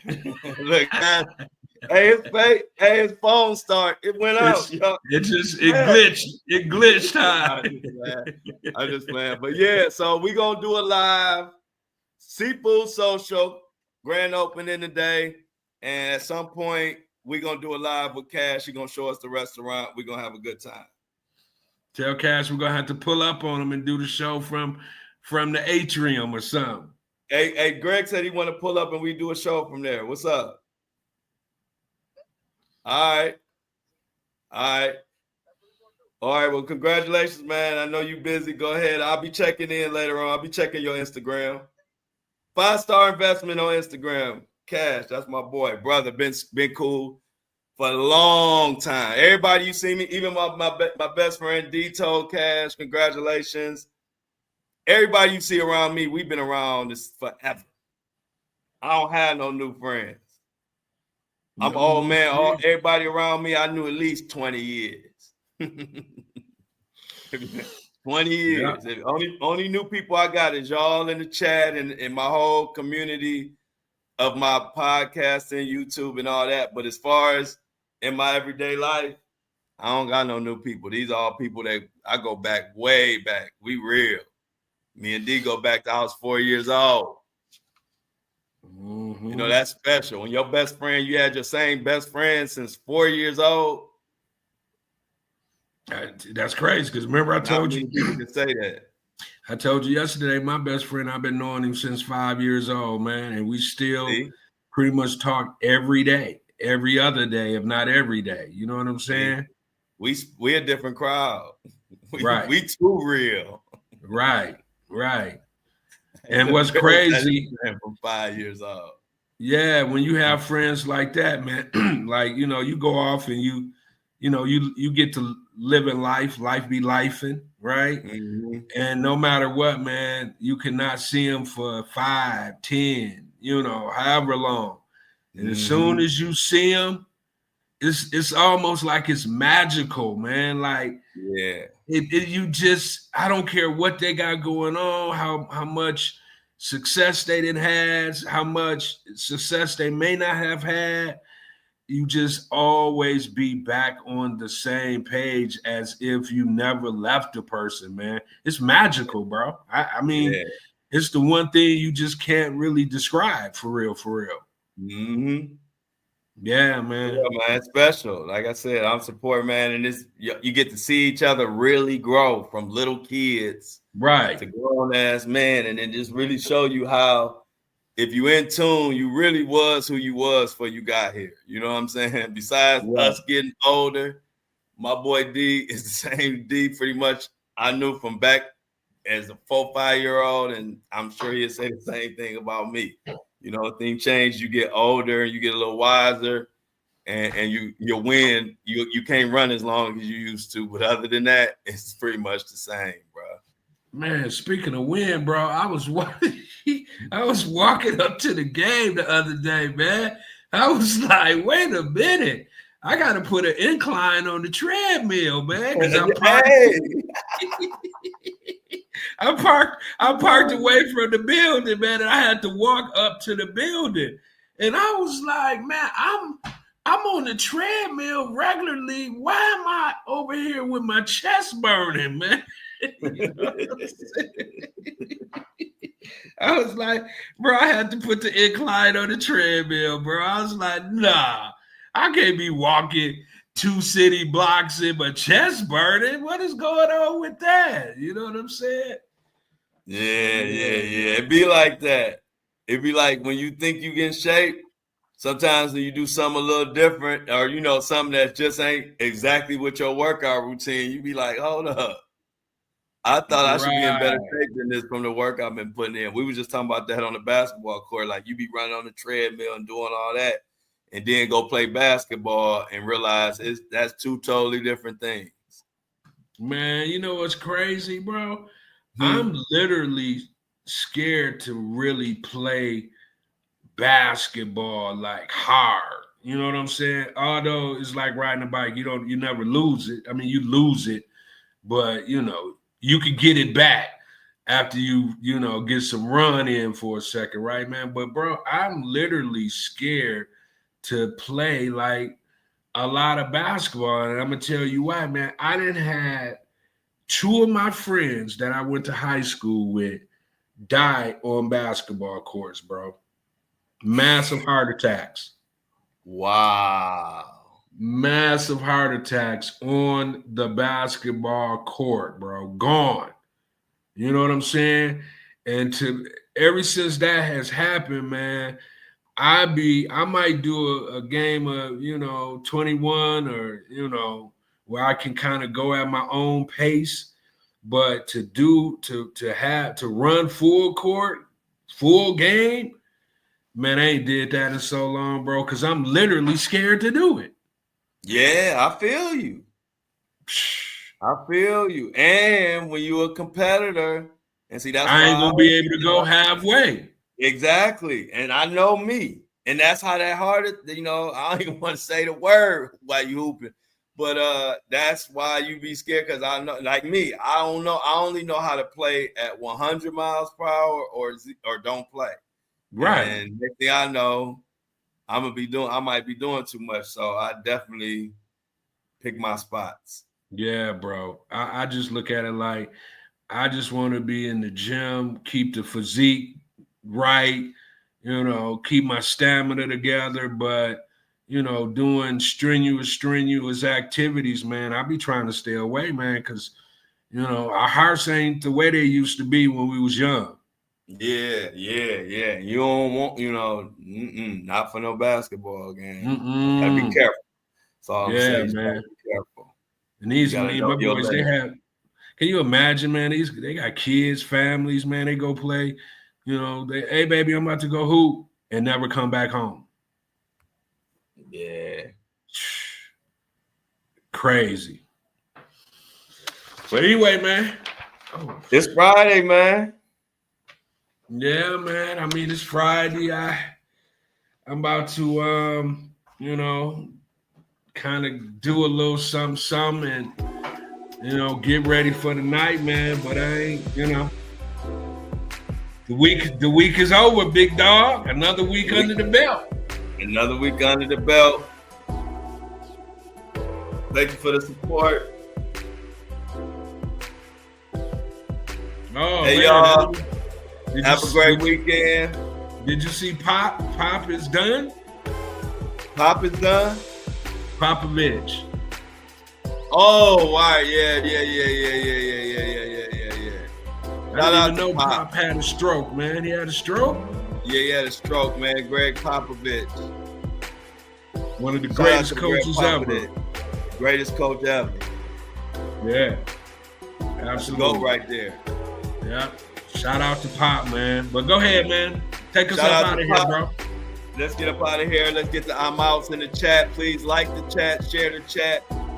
If we missing a like, we're gonna put mini-me on you. So let's make sure those likes add up. Come back and leave a comment when this close out. I will see y'all Monday morning at 7:30 Eastern Standard Time. I am out.